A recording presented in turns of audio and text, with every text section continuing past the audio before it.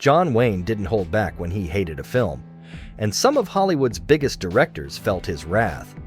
From accusing a Western classic of being the most un-American thing he'd ever seen, to calling Spielberg personally to demand he cancel a project, these films pushed the Duke to his limits.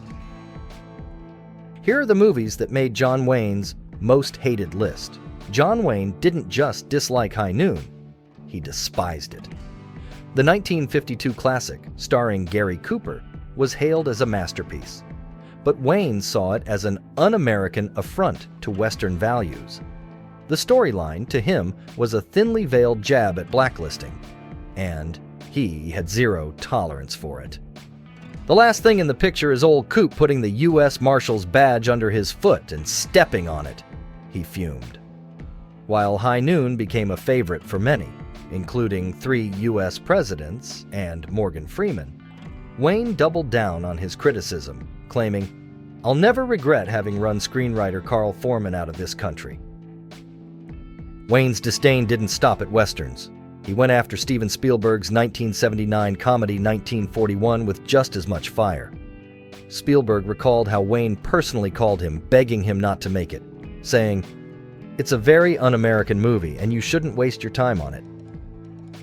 Wayne wasn't amused by the slapstick take on World War II and reportedly found the whole concept offensive.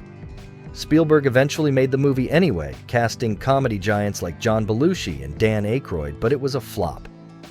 Years later, even Spielberg called it a big demolition derby of a film. The movie cost $35 million to make, and while it managed to pull in $94.9 million, that was nothing compared to Spielberg's previous hits, which collectively earned close to $780 million. When it came to Westerns, John Wayne had strong opinions, and he didn't hold back about The Wild Bunch. Starring William Holden and Ernest Borgnine, this 1969 film focused on an aging outlaw gang struggling to survive as the world modernizes around them. Known for its inventive editing and excessive graphic violence, it was a game changer for the Western genre. But Wayne thought it went too far.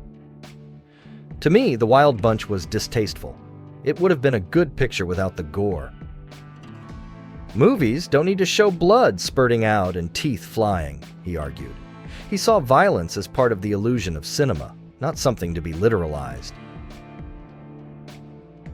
The feud between John Wayne and Clint Eastwood officially began with High Plains Drifter. Directed by Eastwood, the film follows a mysterious stranger who delivers brutal justice in a corrupt mining town. Inspired by Sergio Leone and Don Siegel, Eastwood's film was darker and grittier than anything Wayne would have approved of. He even wrote Eastwood a letter saying, "It wasn't really about the people who pioneered the West." Eastwood later explained that High Plains Drifter was meant as a fable, not a historical piece. But Wayne didn't see it that way. For him, it wasn't just a movie, it was a slap in the face to the Western legacy he'd spent a lifetime building. For Wayne, this classic was a disgrace to the U.S. military and a mockery of the Medal of Honor. Starring Gary Cooper, the film follows a major labeled a coward as he escorts Medal of Honor candidates through dangerous territory. But the movie's focus on questioning military valor didn't sit right with Wayne. "How they got Gary Cooper to do that one?" he scoffed. "The story makes a mockery of America's highest award for valor." Wayne felt the premise was wrong and even historically inaccurate, dismissing the film as an insult to American soldiers.